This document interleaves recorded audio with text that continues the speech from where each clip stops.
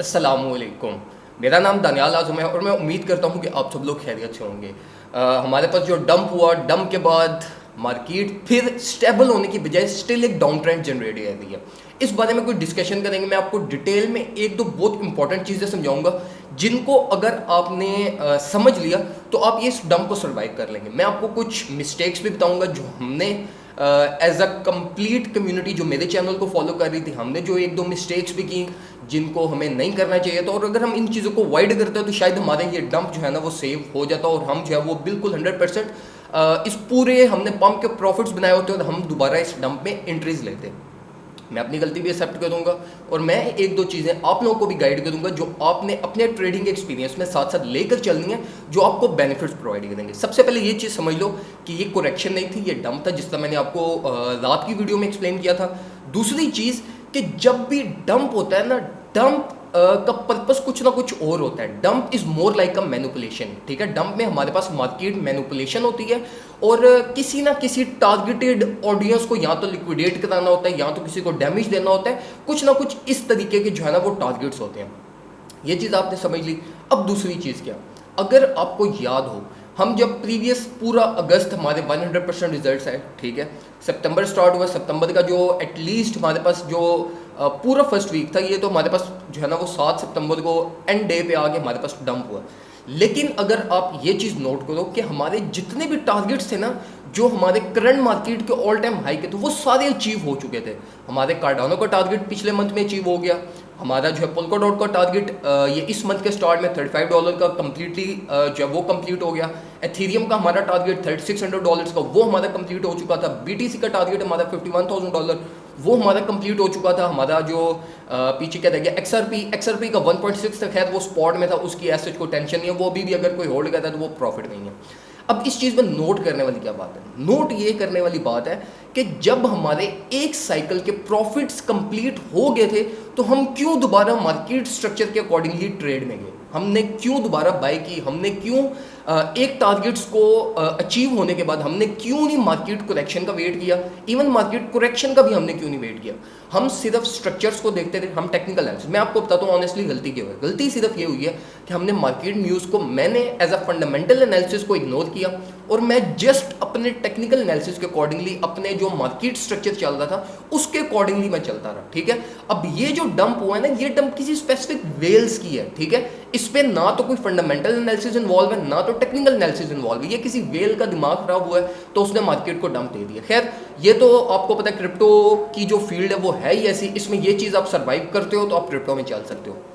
लेकिन पॉइंट क्या बताना चाह रहा हूँ मैं आपको, कभी भी फंडामेंटल एनालिसिस, मार्केट में जो भी न्यूज़ चल रही है ना उसको कभी भी इग्नोर नहीं करना। सबसे पहली चीज़, ये रूल मैंने भी बहुत टाइम तक फॉलो की है, बहुत इंपॉर्टेंट रूल है, लेकिन स्टिल ये जो हमारे पास अब डंप हुआ है, इस डंप ने मुझे ये चीज़ रियलाइज़ की है कि मैं ये रूल को फॉलो करना मैंने छोड़ दिया था, जिसकी वजह से मैं बिलीव करता हूँ कि अगर मेरी जो $48,000 जो मेरी ट्रेड इस टाइम पे जो प्रॉफिट में थी और लॉस में गई है अब, उसकी जो सबसे बड़ी वजह वो यही वजह। एक वजह ये कि मेरे साइकिल के प्रॉफिट्स कंप्लीट हो चुके थे। मैंने एटलीस्ट सारे कॉइन्स में से, एथेरियम से प्रॉफिट लिया, बीटीसी में से प्रॉफिट लिया, मैंने कार्डानो में से भी प्रॉफिट लिया, मैंने एक्सआरपी में से भी, पोल्काडॉट में से भी प्रॉफिट लिया। लेकिन गलती क्या की, गलती ये कि एक दफ़ा प्रॉफिट्स लेने के बाद मैंने साइकिल कंप्लीट होने का वेट नहीं किया, मैंने करेक्शन का वेट नहीं किया और मैं दोबारा हाई टारगेट सेट करके मार्केट में एंटर। ये गलती आपने नहीं करनी।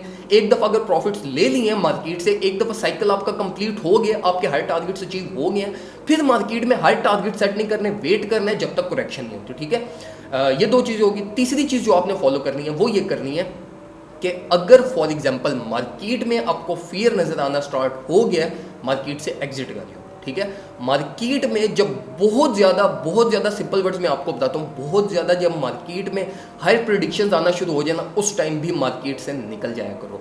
ठीक है, तो ये हमने कुछ गलती की है। अब यहाँ पे देखो, मैं हमेशा आपको कहता हूँ कमेंट सेक्शन में चीज़ें बताया करो, चीज़ें पूछा करो। ठीक है, अब ये आपका फर्ज बनता है, ठीक है, क्योंकि आप लोग मुझे फॉलो करते हो। अब मैं टेक्निकल एनालिसिस के अकॉर्डिंगली चल रहा है, तब टेक्निकल एनालिसिस के अकॉर्डिंगली अभी भी मार्केट बुलिश बनती है। ठीक है, अभी भी पुल बैक्स बनते हैं, मैं आपको चार्ट्स में ये चीज़ एक्सप्लेन भी करूँगा, लेकिन स्टिल चार्ट्स अभी भी बुलिश इंडिकेशन दे रहे हैं। ठीक है, तो इसलिए लाजमी मुझसे ये भी पूछा करो कि भाई फंडामेंटल एनालिसिस में क्या कुछ चल रहा है, ताकि मैं आपको फंडामेंटल एनालिसिस भी बताऊँ। वरना चार्ट्स के अकॉर्डिंगली मुझे क्या, मेरे तो प्रॉफिट प्रॉफिट्स बने हैं, जिन लोगों ने मुझे फॉलो किया उनके भी प्रॉफिट्स बने हैं, लेकिन एंड पे हमारी ये देखो एक ट्रेड स्टक होगी जिसमें क्या पता जिन्होंने ये जितने भी प्रॉफिट्स बनाए थे वो सारे क्या पता इस ट्रेड में निकल जाए।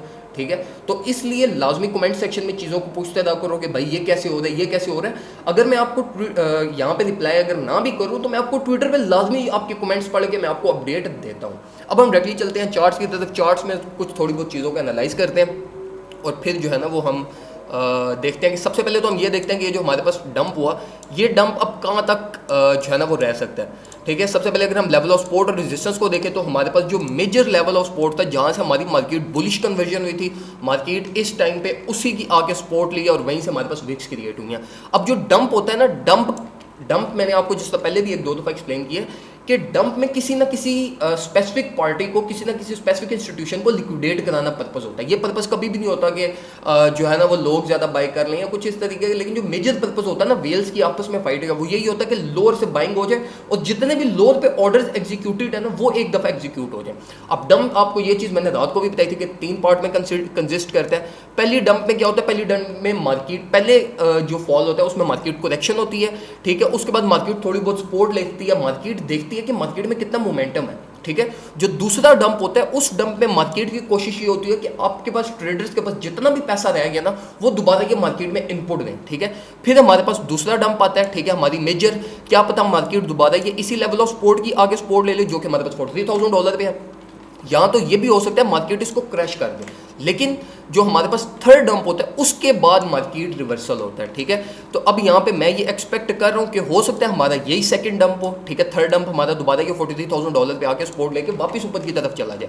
अब यहाँ पे चीज़ नोट क्या करनी है, नोट ये करनी है कि अगर आप बैकग्राउंड में चले जाओ, ठीक है, अगर आप ये प्रीवियस पंप्स में चले जाओ तो ये पंप्स में हमारे पास ये कोई पहली दफ़ा नहीं हुआ कि हमारे पास मार्केट बुलिशनेस मार्केट में हमारे पास कोई डंप्स हुए हैं। यहाँ पे अगर आप देख लो, ठीक है, मार्केट ये फुली पम्प्ड मार्केट है। ठीक है, यहाँ पे देख लो पूरी करेक्शन, ये जो हमारे पास अभी करंट करेक्शन है ये करेक्शन इससे बहुत बड़ी हैं। ठीक है, यहाँ पर देख लो। ठीक है, उसके अलावा अगर मैं आपको और मार्केट टॉप के साइकिल्स पे दिखा दूँ, यहाँ पर देख लो ये करेक्शंस हुई हुई हैं हमारे पास। ठीक है, ये करेक्शंस हुई हुई हैं। फिर इसी तरीके से अगर हम ऊपर जाते जाए, खैर ये तो मार्केट टॉप साइकिल आ गया, लेकिन बताने का सिर्फ मकसद ये है कि हमारे पास ये बुलिश मार्केट में ये कोई नई चीज़ नहीं है, इस तरह की हमारे पास करेक्शंस होती रहती हैं। ये चीज़ आपने समझ ली। अब मैं आपको बताता हूँ कि रियलिस्टिकली प्राइस प्रेडिक्शन मैं क्या बिलीव कर रहा हूँ, जहाँ तक प्राइस गिर सकती है। मैं बिलीव कर रहा हूँ कि प्राइस जो है वो कुछ $37,000 तक फॉल कर सकती है इजीली, ये जो हमारी नीचे मेजर लेवल ऑफ सपोर्ट है। क्यों? क्योंकि उसकी वजह एक तो ये अब मार्केट में फियर जनरेट हो गया। ठीक है, अब बियर्स भी मार्केट में इनपुट आ जाएंगे, बियर्स जैसे मार्केट में आएंगे तो मार्केट कुछ ना कुछ यहाँ पे कंसोलिडेट होते होते भी एक डाउनवर्ड चैनल जनरेट कर लेगी। ठीक है, तो जो डाउनवर्ड एक चैनल की जो फिनिशिंग होगी ना वो कुछ ना कुछ हमारे पास जो है ना वो राउंड अबाउट हमारे पास $37,000 के राउंड अबाउट तक आ जाएगी। तो ये चीज़ माइंड में रखना, जिसके बाद 37,000 के राउंड अबाउट से हमारे को ब्रेकआउट होगा और मार्केट ऊपर की तरफ निकल जाए। तो ये चीज़ माइंड में रखना कि अगर अब मार्केट में इंटर होना है तो सिर्फ एक स्ट्रेटजी से इंटर होना, मार्केट में जैसे ही इन होना, जैसे ही प्रॉफिट में जाओगे एग्जिट कर जाना, स्टे नहीं करना, स्विंग ट्रेड अब मत ओपन करना। ठीक है, क्योंकि अब मार्केट की डायरेक्शन है डाउनवर्ड। ठीक है, अब मार्केट की अगर डायरेक्शन डाउनवर्ड है तो अब आपको अगर लॉन्ग की पोजीशन ओपन करनी है तो फौरन से प्रॉफिट लेने पड़ेंगे। जैसे ही प्रॉफिट बनते हैं सिर्फ लेवल ऑफ सपोर्ट से बाय करना, लेवल ऑफ रेजिस्टेंस से नहीं। इसका क्या मतलब है, हमारे पास ये इस टाइम पे ये जो $43,000 थे ये लेवल ऑफ सपोर्ट है। ये जो ऊपर अब आप देख रहे हो 46,500 पे, ये अब लेवल ऑफ रेजिस्टेंस है। अब 46,500 से बाय मत करना, बेशक प्राइस ऊपर जाती है। अब सिर्फ जो बाइंग बनती है आपकी वो बनती है $44,000 बिलो। तो इस प्राइस टेक से लेवल ऑफ सपोर्ट से बाय करना। ठीक है, और जैसे ही प्रॉफिट में जाओगे सेल ऑफ करके मार्केट से एग्जिट कर जाना। मार्केट में इस टाइम पे जो है वो फियर ज़्यादा है, मार्केट का ग्रीड इंडेक्स भी बहुत ज़्यादा ऊपर हो गया था, खैर उसने भी गिरना ही था, लेकिन स्टिल मैं अब आपको जो रिकमेंड करूंगा वो यही करूंगा कि अब मार्केट में होल्ड करो, स्पॉट में बाय करते जो बाकी जितने भी कॉइन्स है Polkadot, XRP, Cardano buying range में, अच्छी बाइंग रेंज में, लेकिन स्टिल उनमें अभी और भी रूम अवेलेबल है करेक्शंस का।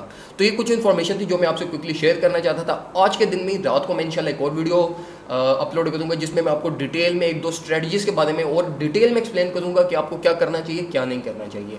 तो वीडियो पसंद आई है तो वीडियो को लाइक करो, कमेंट सेक्शन में कोई और चीज़ पूछना चाहते हो वो पूछो और चैनल को सब्सक्राइब मस्ट करना। थैंक यू सो मच, अपना ख्याल रखें, अल्लाह हाफिज़।